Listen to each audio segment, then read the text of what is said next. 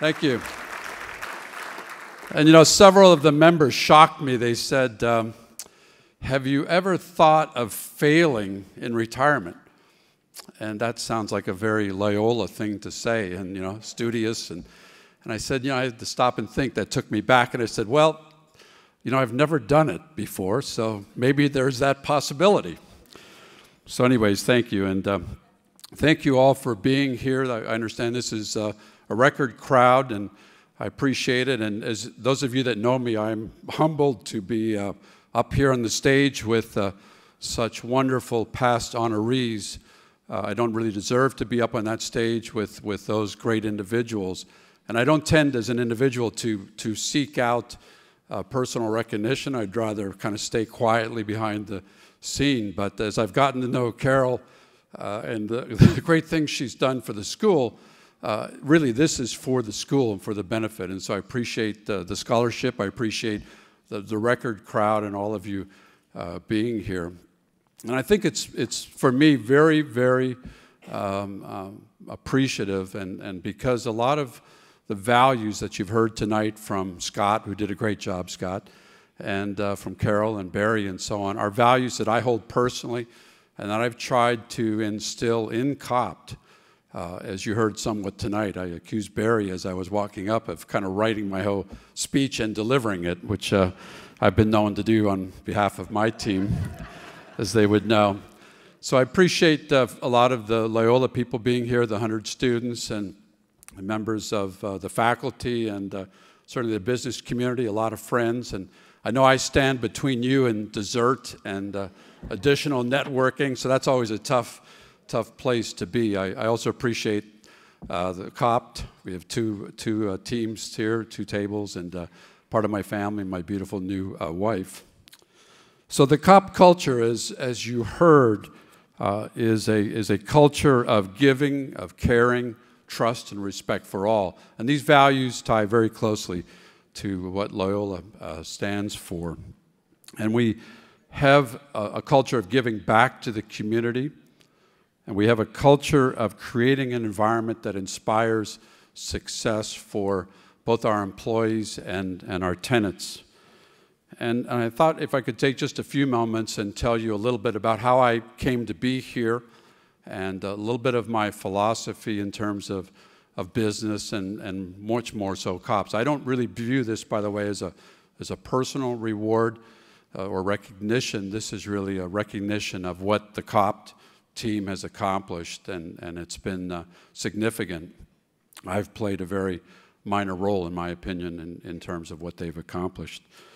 So as Barry said, I came from Harvard Business School after finding my way through the U.S. Army. Actually, I was a Canadian citizen, and I got drafted into the U.S. Army right in the middle of Vietnam, and worked out a deal to become an American to go to officer school, which was sort of different because most people were running to Canada. And I think that epitomizes a little bit of my career. I have always gone against the mainstream and always tried to do things differently and for the best.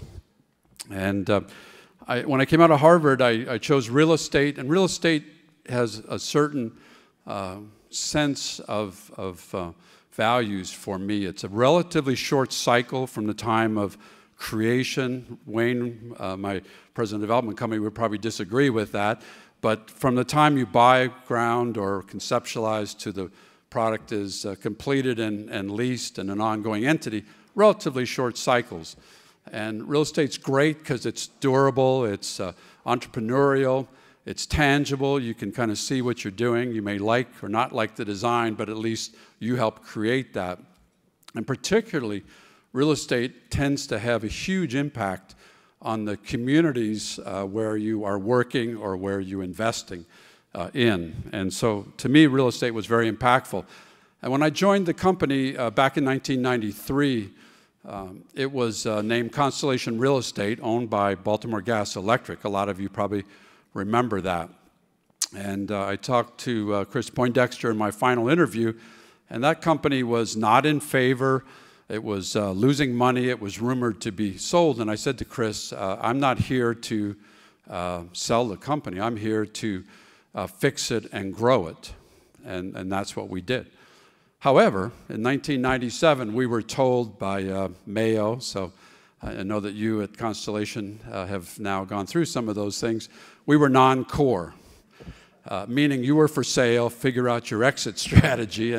And so for a very long number of months, we did that, and we ended up with 31 REITs in early 1998 coming through our doors. Most of them were neutron bombs. They could care less about the people, and they were just interested in our properties and our money. And when it was all said and done, we went to the board, and we had 8 firm offers, and the board accepted a Corporate Office Properties Trust, which was a very small 9-person REIT headquartered in Philadelphia, about $185 million in assets. And it took until September of '98, but we did successfully merge. We had 100 people and some properties, and we in effect took that company over, moved its headquarters down to Columbia, and I've been running the company ever since. And you heard some of the figures, but today we are about $4.3 billion in size. We have 266 properties, 21 million square feet, 15 cornerstone offices, as we call them. We're in 6 states and have continued to grow pretty successfully. Barry gave the number, but that is the #1 of all office REITs. That record will probably fall this year based on the stock price. So Barry, I appreciate the plug for buying the stock, certainly. And the dividend increase, which we're very proud of 222%, which is #1, by the way, of all equity REITs since we've been public, the 13 years. And I think I've played a small role in the success of the company, but what I did contribute was the passion to build a company and to establish really some would call it outrageous vision, but a very ambitious vision, and to really inspire people to dream and achieve more than they ever would have thought they could have achieved. And so I think that's my legacy, if you talk about a legacy.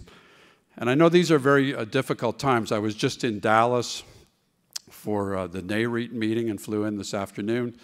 And I was telling George Roche, you get tired of realizing that 2 years ago, Washington was the Mecca. Everybody was coming. It was not only the political, but the financial center of the world. And what meeting after meeting after meeting told us these last 2 days was that Washington is now toxic. And in fact, it's redlined.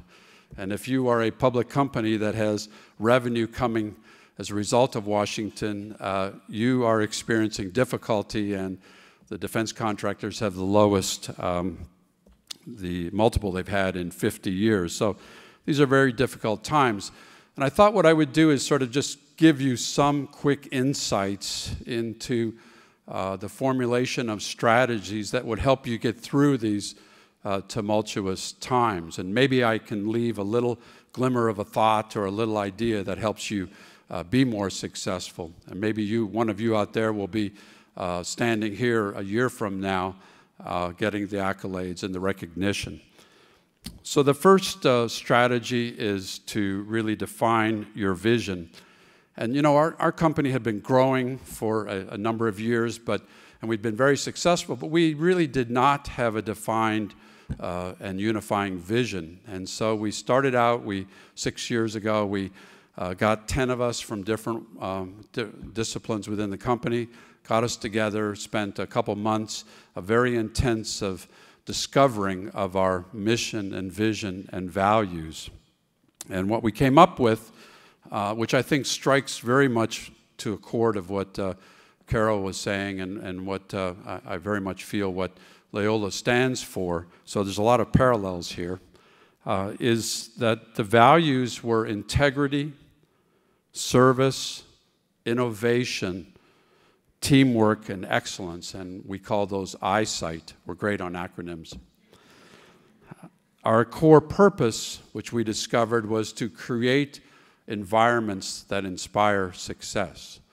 And you'll see that that's not necessarily saying we're in real estate, but I'll come back and comment on how we play off of that, certainly with our tenants and customers. And our vision for 2025. Now, as a leader, you need to stretch, and I have tended to do that a lot. And so we ended up with some very significant stretching goals. And it is interesting, by the way, that as you do that, organizations tend to achieve those goals. So our goals were, number one, to be ranked first or second in every meaningful industry evaluation, to be one of the top 50 places to work, and to be a leading contributor in improving the fabric of the communities in which we live, work, and serve. And I think, as Carol said, one tangible part of that, which was a particular interest of mine, and we managed to intertwine that into our core purpose, was a focus of art. We believe very strongly that putting art in our parks, in our buildings, differentiates us, and it adds value to what we're doing, and it makes a commitment and a statement to the excellence that we're bringing to the projects and to the workplace and the environment. And several weeks ago, we had a fairly major dedication of 5 sculptures in one of our parks, and I love this. The artist, Brad Howe, said, we asked him what the name, which was Lever the Sun, came from.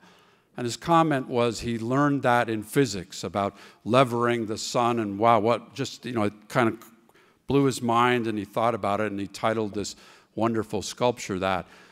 And so the thought there is, if you can stimulate through art one sense of creativity, maybe then that person is a better problem solver. And maybe in being a better problem solver, they're a better employee, and maybe they make that company more successful, and maybe that company needs more space and grows. And so it all sort of intertwines. We use the art to create the environment. We also use it to help stimulate the success, and it intertwines to our core purpose. And I have to say, several weeks ago when we were up on stage receiving the BCA 10 award, I was very humbled to be there with the companies that Barry mentioned.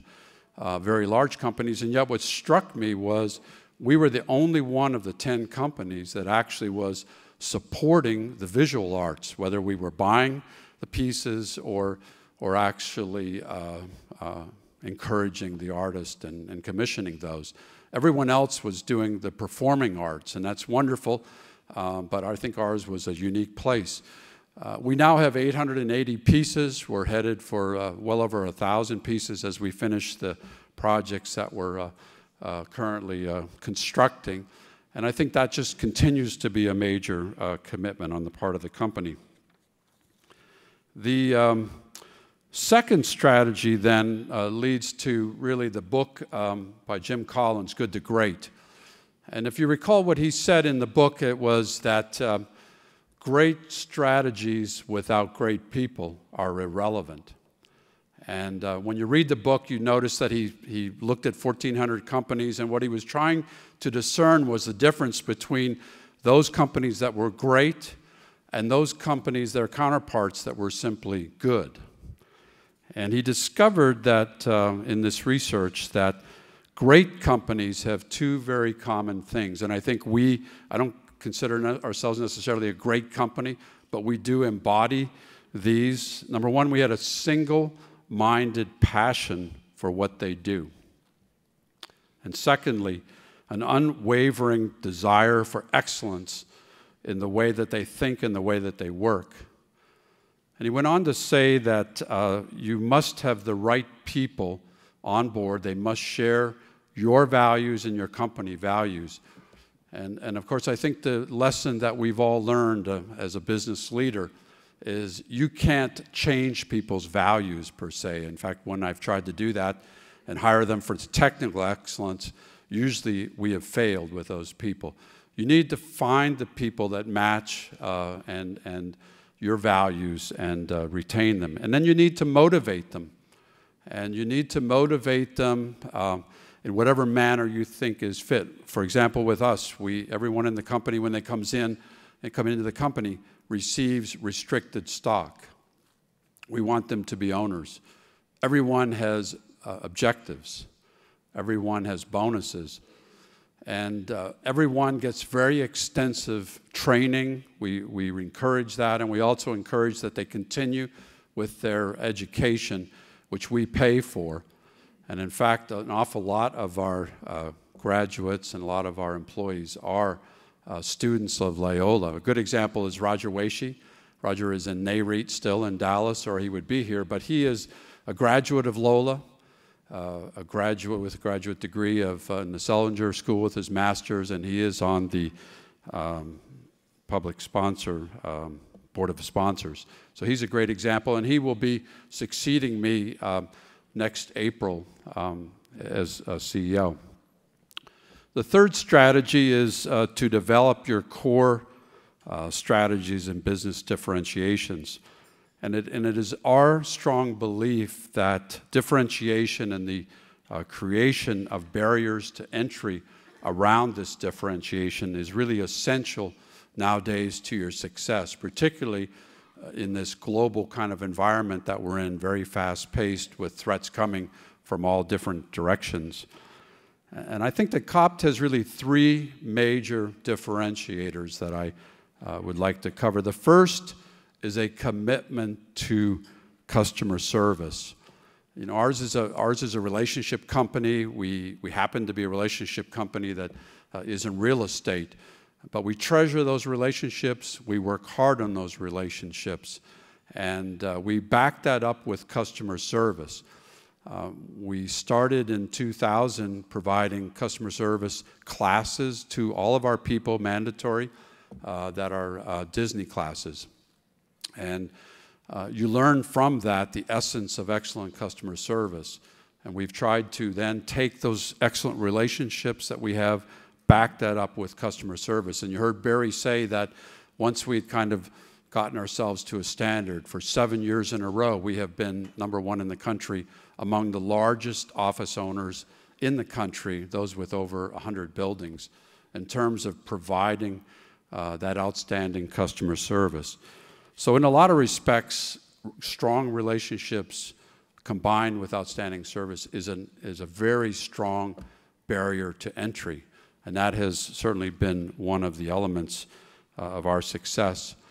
I think the second differentiator, and maybe what we're best noted for, was our concentration for the government, the defense IT, and data sectors. And this really came about before I got there in 1992 with our first lease that was signed with the U.S. government. Today we have 79 leases with the U.S. government. They are our largest tenant by far. And you don't get there without a very hard amount of work and a lot of trust on that part. They say we are the only ones in the country that design, build these buildings that meet the anti-terrorist force protection standards, that kick the contractors out, and except for Whiting Turner, that helps us an awful lot, and builds the secret things that are in the buildings, and then manages these buildings with appropriately credentialed people, that's a code, and owns those all under one roof. There are people that do parts of those, but nobody that does all of those. And when you combine our work with the intelligence community with the defense contractors, 75% of the top 50 defense contractors are tenants of ours on a repeat basis. And that combination today is about 60% of our revenue. And we anticipate that will be about 67% of our revenue by the end of 2013. So we continue to grow despite all the difficulties in Washington. The third differentiator then that Barry did mention for me, and thank you for leading in, Barry, to all of these, was our commitment to the green buildings and the sustainability. And back in 2003, as he mentioned, we committed that all of our buildings going forward would in fact be LEED certified at least a silver level. There's LEED, silver, gold, and platinum. Now these buildings, interestingly, conserve about 40% of the electric and 50% of water.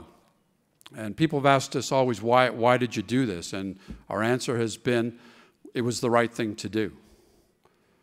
And if we thought naively, perhaps, that if we showed some leadership, maybe others in the country would follow us, and that would become a significant movement. And today we have 64 buildings that are either certified or registered, about to become. Most of them are silver and gold. And that is #1 in the country as well among all office owners.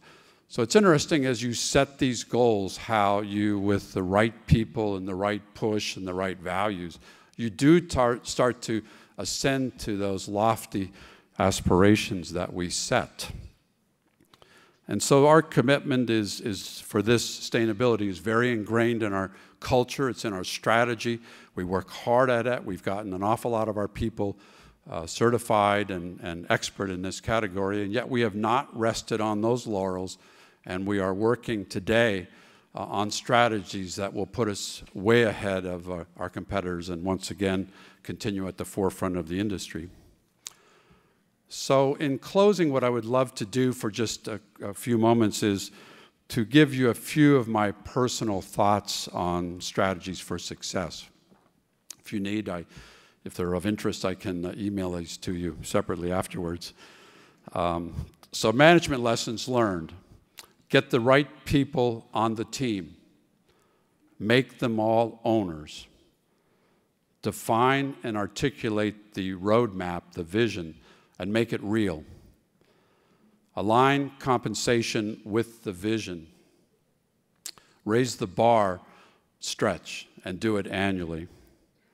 Require growth. We have a saying, plateau and you are dead. Give authority and responsibilities, but clearly define those boundaries. Hold people accountable.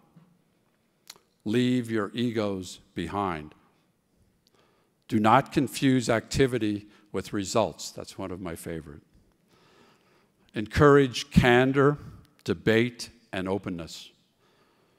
Make decisions with urgency. Communicate, communicate, communicate. Admit mistakes and solve them. And importantly, have fun. And then finally, the business lessons learned. Anticipate cycles. They'll be there. Cut ahead of the cycle. Cash is king, always. Be contrarian. Skate to where the puck is going. Plan on it taking longer and costing more. It always will. We speak from experience on that one, certainly. Budget R&D and creativity. They create future earnings. Be entrepreneurial in all things that you do. Have controlled growth in response to demand. Focus on what the customer wants, not what you want to deliver to the customer. Differentiate, create a sustainable competitive advantage, and relationships, relationships, relationships. So thank you tonight for allowing me to share some of these insights and for this tremendous honor. And I guess we should go party eventually. So thank you again once. Thank you.